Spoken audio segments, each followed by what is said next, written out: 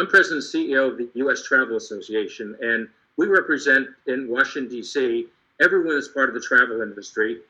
So all the hotels, rental cars, theme parks, cruise lines, airlines, everyone that has to do with travel is one of our members.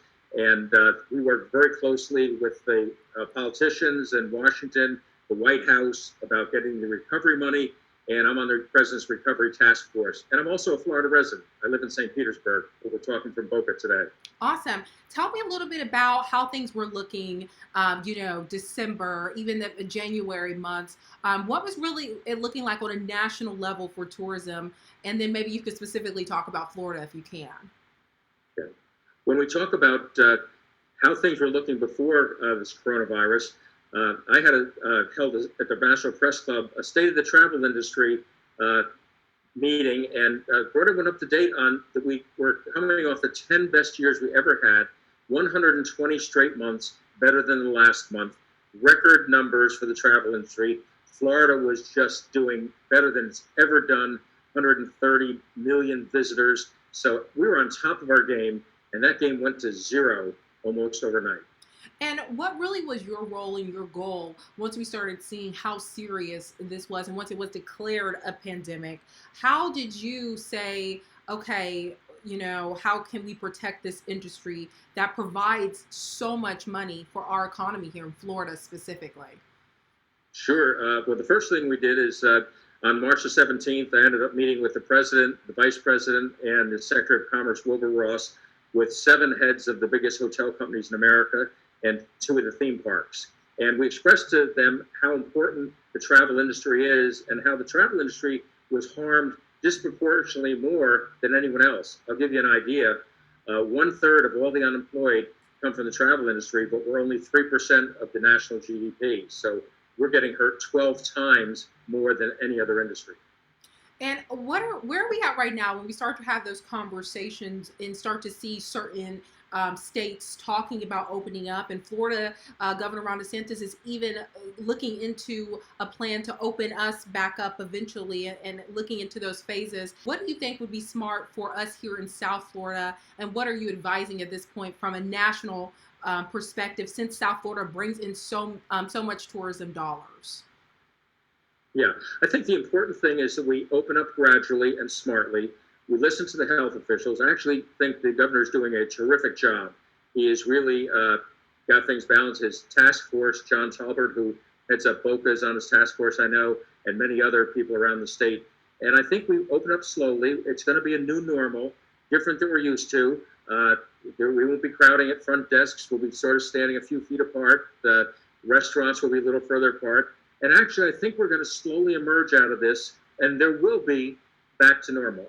I'm certain of this. I'm very optimistic, but I think this next 6 months is going to be trial and error. We're going to learn from each other, and we're going to get Florida open up again. When we talk about borders, I mean, what do you see that in a sense? We know here they're talking about promoting the drive market and really starting there first. What do you see on a national level? Is it going to start out domestic? Are we a really long ways away from that international travel again, which we were starting to see have a huge economic benefit nationally? I think that's a very good question. I think we're absolutely going to become a domestic travel market. People from Georgia are going to come to Florida, and vice versa from New Orleans and places like that. They're going to visit Florida.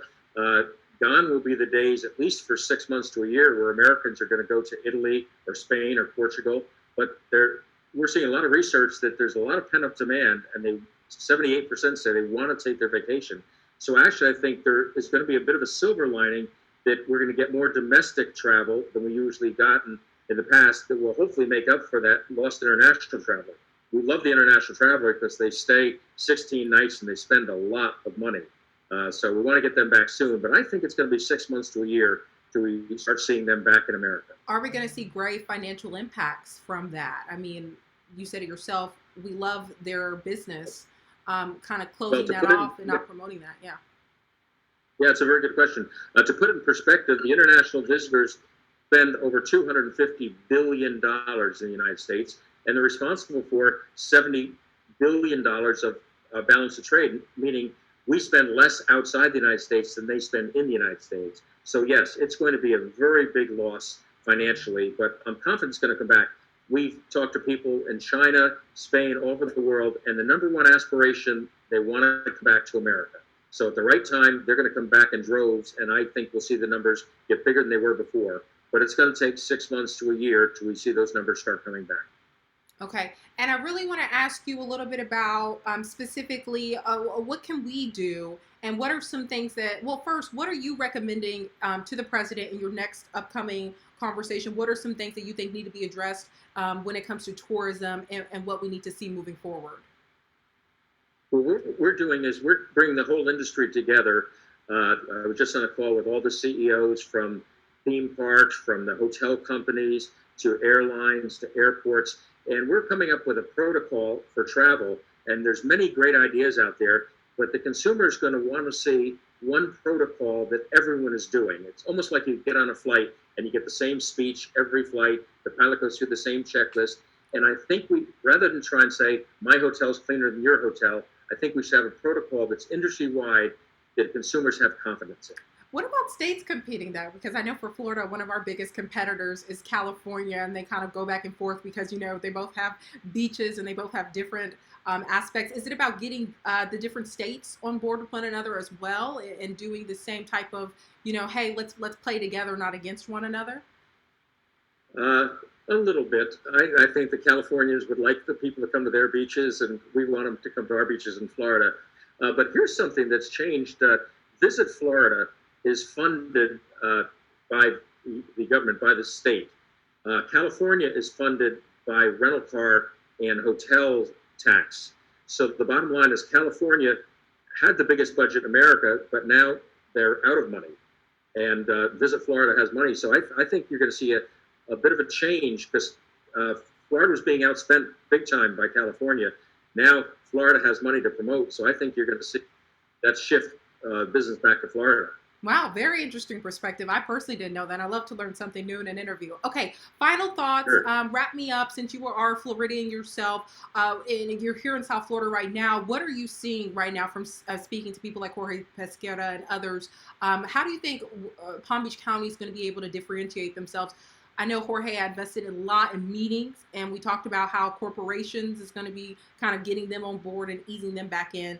What's something that you're seeing here specifically Palm Beach County? Yeah, I think Jorge's got a bigger job than he had a month ago right now, because he's got to bring all the beaches together to promote together.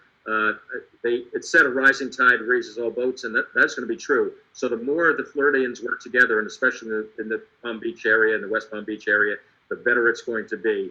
So I see that coming back, and I think Florida's in a very good spot for tourism coming back quicker than other states.